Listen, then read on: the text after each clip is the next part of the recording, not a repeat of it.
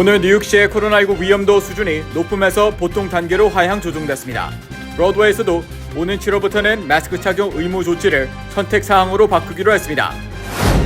캐티 호쿠 뉴욕 주지사가 뉴욕주에 내에서 인종과 소수 민족에 관계없이 동등한 투표 기회가 보장되는 내용의 존 루이스 투표권 법안에 서명했습니다.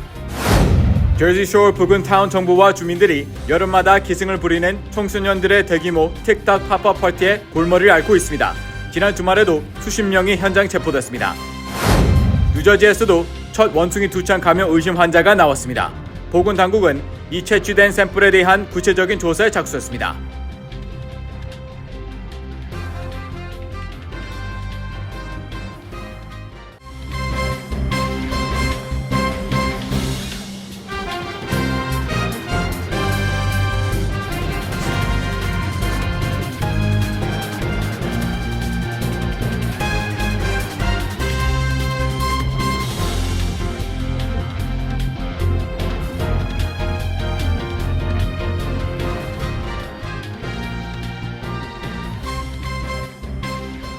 여러분 안녕하십니까?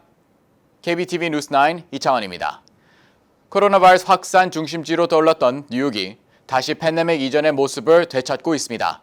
높음 단계였던 뉴욕시의 코로나 위험 수준이 오늘 보통 단계로 하향 조정됐고 내달부터 브로드웨이 극장에서는 마스크 착용 없이도 공연 관람이 가능합니다. 첫 번째 소식 김은지 기자가 전합니다. 지난 5월 17일 뉴욕시 5개 보로 전체에는 코로나19 위험도 수준이 높음 단계로 격상됐습니다. 이후 꾸준히 유지돼왔던 이 경보가 오늘 마침내 보통 단계로 하향됐습니다. 아슈인 바산 뉴욕시 보건국장은 오늘 기준 뉴욕시의 7일 평균 감염률은 7.73%이며 코로나19와 관련된 입원 및 사망 건수 모두 감소했다고 밝혔습니다. 바산 국장은 성명을 통해 위험 국면에서 벗어나기 위해 지속적으로 노력을 기울여준 뉴요커들에게 감사하다며 우리의 공동 노력 덕분에 코로나 바이러스와의 싸움에서 승리하고 있다고 전했습니다. 이와 발맞춰 브로드웨이 극장가도 2년 4개월 만에 극장 내 마스크 착용 의무 조치 시행을 중단한다고 밝혔습니다. 이에 따라 마스크 착용을 원하지 않는 관객들은 마스크 없이 공연을 관람할 수 있게 됐습니다. 다만 극장 측은 코로나19 확진자가 급증할 경우 마스크 규제를 재도입할 수 있다고 덧붙였습니다. 극장주들은 매주 코로나19 확산 상황을 검토한 뒤 마스크 착용 의무화 조치의 재시행 여부를 결정하기로 했습니다. 브로드웨이의 41개 극장은 코로나19 사태 발생 직후인 지난 2020년 3월 공연을 중단했으며 이후 코로나19 사태가 진정된 지난해 9월 공연을 정상화했지만 관객들에게 백신 접종 증명서 제시와 함께 극장 내에서 마스크 착용을 요구해왔습니다. 그러다 지난 5월 대부분의 극장에서는 백신 접종 확인은 중단했지만 마스크 착용 규제는 유지해왔습니다. 현재 뉴욕시에서는 지하철 등 대중교통처럼 특히 조심해야 하는 일부 장소를 제외하고는 대부분 코로나19 이전의 모습을 되찾고 있는 중이라는 분석입니다. KBTV 뉴스 김은지입니다. 뉴욕주가 인종차별로 주민들의 투표권을 제한하는 것을 막는 법안인 존 루이스 투표권 법안을 제정하고 캐티 호쿠 주지사가 최종 서명을 마쳤습니다. 법안은 미 전역에서 가장 강력하고 포괄적인 유권자 보호법이 될 것으로 기대됩니다. 전상희 기자의 보도입니다. 존 루이스 투표권법은 지금은 고인이 된 조지아주 하원 의원의 이름을 딴 것으로 2013년 역사적인 대법원 판결에 따른 유권자 투표권의 사전 확인 제도를 구체적으로 살려낸 투표 보호법입니다. 호컬 주지사는 민주주의의 기반이 위협받고 있는 시기에 뉴욕은 기본적 투표권을 보호하는 새로운 법률을 기반으로 유권자의 권리를 보장하고 국민의 목소리를 들을 수 있도록 법률을 변경했다고 밝혔습니다. 또 뉴욕은 앞서 낙태보호법과 총기 안전개혁으로 성과를 낸 것처럼 투표권에서도 계속 앞장서 나갈 것이라고 덧붙였습니다. 이 법안은 투표소의 접근 장벽을 제거함으로써 모든 유권자들의 투표 참여를 장려하고 인종과 소수 민족 등에 관계없이 뉴욕주에서 동등한 투표 기회를 보장합니다. 이를 위해 뉴욕 시민이 투표권을 행사하는 데 영향을 미칠 수 있는 협박이나 방해 행위를 금지하고 위반에 대한 법적 보호가 확대됩니다. 또 연방투표권법에서 준수하고 있는 것 이상의 선거 관련 언어 지원 서비스를 제공하고 중요한 선거 관련 법률과 정책의 변경 사항을 시행하기 전 사전 승인을 받도록 요구하는 내용입니다. 1965년까지 실시됐던 연방투표권법에 따라 미국의 여러 주와 카운티 행정기관은 법 개정 이전까지 흑인들이 법무부의 승인을 거쳐야만 투표를 할 수 있도록 투표권에 심한 제약을 가했습니다. 대법원이 이런 제도를 끝내도록 판결한 이후로는 연방정부의 감독권의 근거가 사라졌기 때문에 여러 주에 걸쳐 최근 몇 년 동안 새로운 선거법을 제정해 투표권을 공평하게 보장하려는 움직임이 일어났습니다.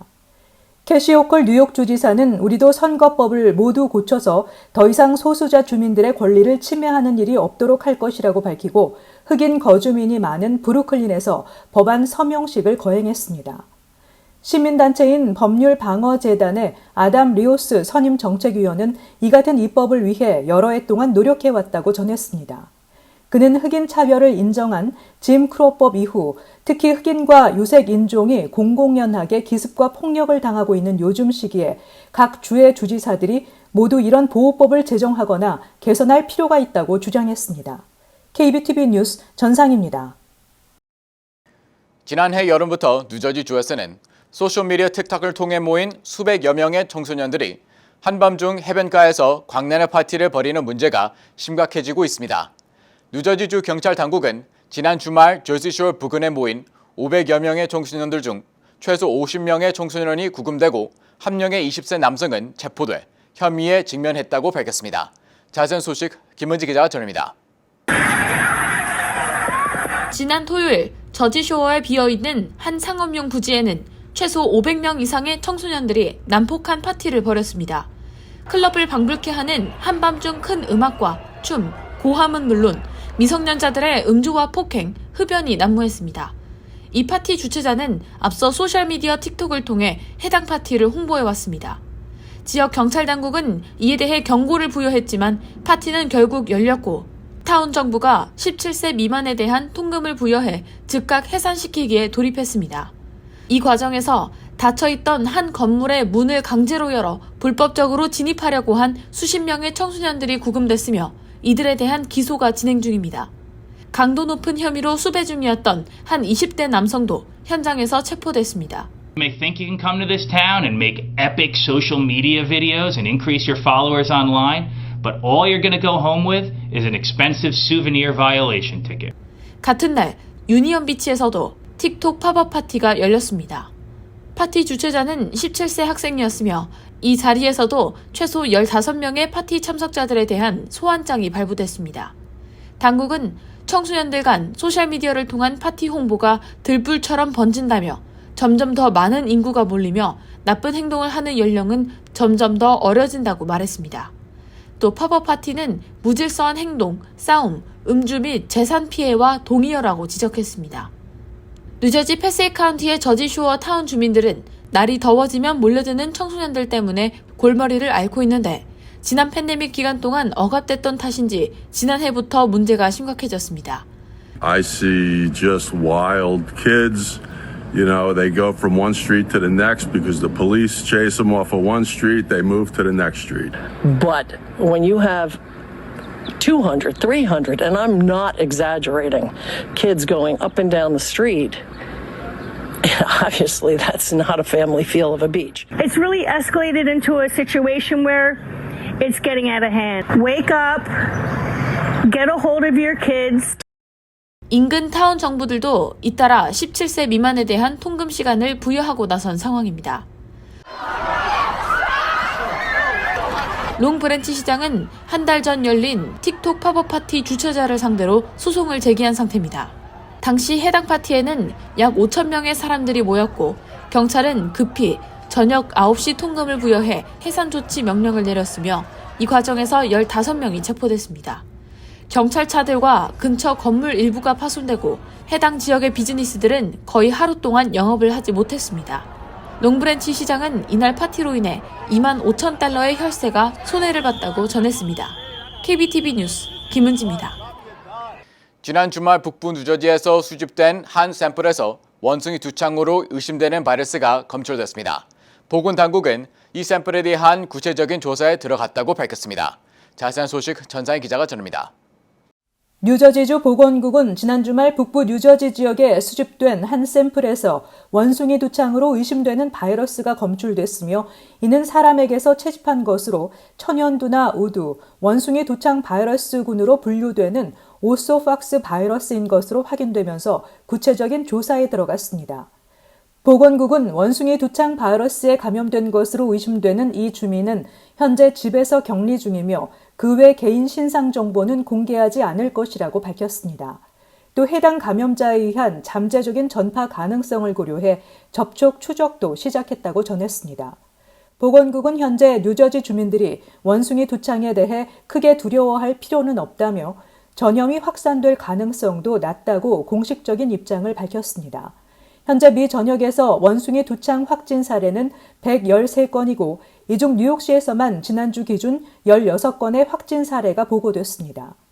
연방질병통제예방센터는 원숭이 두창 감염은 동물과 사람 또는 사람과 사람 사이에서 전파되며 증상은 일반적으로 치명적이지 않다고 밝혔습니다. 원숭이 두창 바이러스는 호흡기나 체액은 물론 바이러스가 붙어있는 옷이나 침구에 접촉했을 경우에도 감염될 수 있습니다. 감염 증상은 일반적으로 독감과 비슷하며 얼굴과 몸에 발진이나 림프절 부종이 발생하는 경우에 전문 의료진을 찾아야 합니다.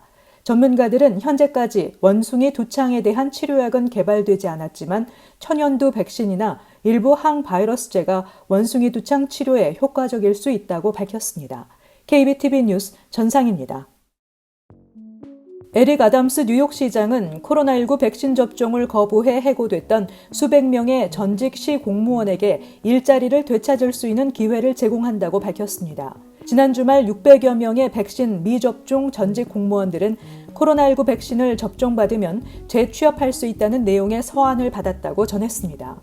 뉴욕시경의 인적자원 부국장인 마리사 카지아노는 해고된 직원들에게 보낸 서한에서 2차 접종까지 모두 완료한 후 백신 접종 증명서를 제출하면 제출 후 2주 이내에 다시 복직되며 혜택 변경이나 복무 중단 없이 최근 급여로 받을 수 있을 것이라고 전했습니다. 애덤스 시장은 지난 2월 백신 접종을 받지 않은 교육국 소속 직원 914명과 뉴욕시경 36명을 포함해 총 1,430명의 시 직원을 해고한 바 있습니다. 또 3월에도 교육국 직원 42명을 포함해 101명의 직원을 추가로 해고했습니다. 뉴욕주 예비선거를 위한 조기 투표가 지난 18일 토요일부터 시작된 가운데 주말 동안에만 뉴욕시에서 17,000명 이상이 이미 투표를 마친 것으로 나타났습니다. 오는 28일 화요일 치러지는 예비선거에서는 각 정당별 뉴욕 주지사와 부주지사, 주검찰총장, 감사원장, 연방상원의원을 뽑게 되며 오는 8월 23일 화요일 치러지는 예비선거에서는 정당별 뉴욕주 상원의원과 연방하원의원을 뽑습니다. 조기 투표는 오는 26일 일요일까지 진행되며 투표 장소는 28일 예비선거일 자신에게 지정된 투표소와 다를 수 있으니 조기 투표 전 뉴욕시 선거관리위원회 웹사이트를 통해 미리 확인해야 합니다. 실업수당 청구 절차 신속화를 포함한 뉴욕주 노동국 서비스 개선 작업이 계속 진행되고 있습니다. 캐시 호컬 뉴욕 주지사는 주 노동국의 4개년 현대화 계획의 절반을 완료했다며 앞으로 추가로 진행될 예정인 개선 작업에 대해 소개했습니다. 이번 노동국 서비스 개선 프로젝트는 직접 통화로 인한 대기 시간과 불편을 해소해 실업수당 신청을 편리하게 하고 빠른 서비스를 제공받도록 하기 위한 것입니다. 앞으로 2년 동안 노동국 측은 표준화된 답변을 제공하는 인공지능 기반 옴니채널 컨택 센터 개설, 업그레이드된 양식 관리 시스템 공개, 인트라넷 시스템 구축으로 내부 효율성 강화, 사용자 인터페이스 시스템 현대화 등의 서비스 개선 작업을 진행할 예정입니다.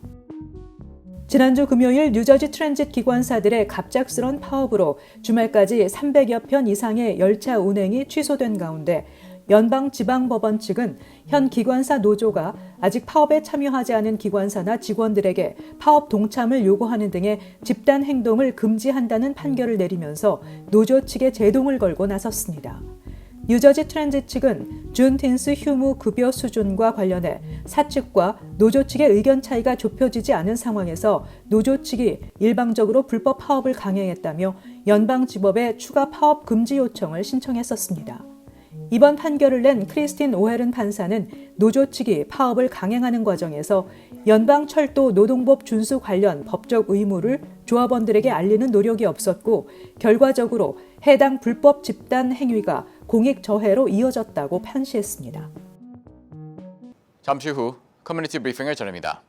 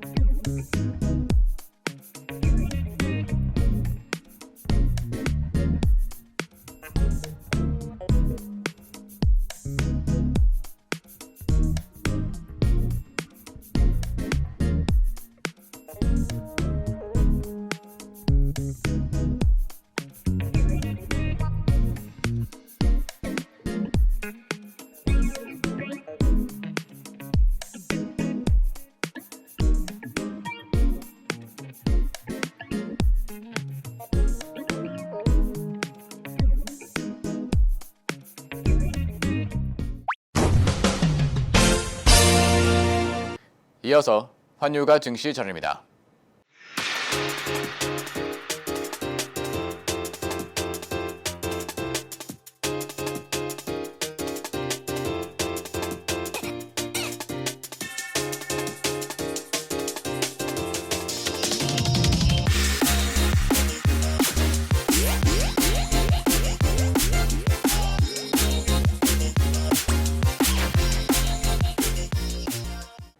잠시 후 뉴욕과 뉴저지 날씨 전입니다.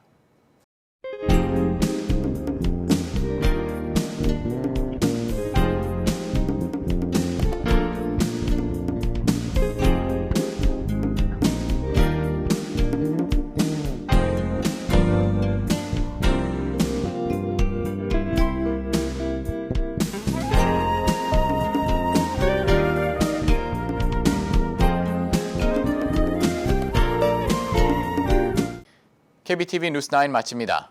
오늘도 시청해주셔서 감사합니다. 편안한 밤 보내시 바랍니다.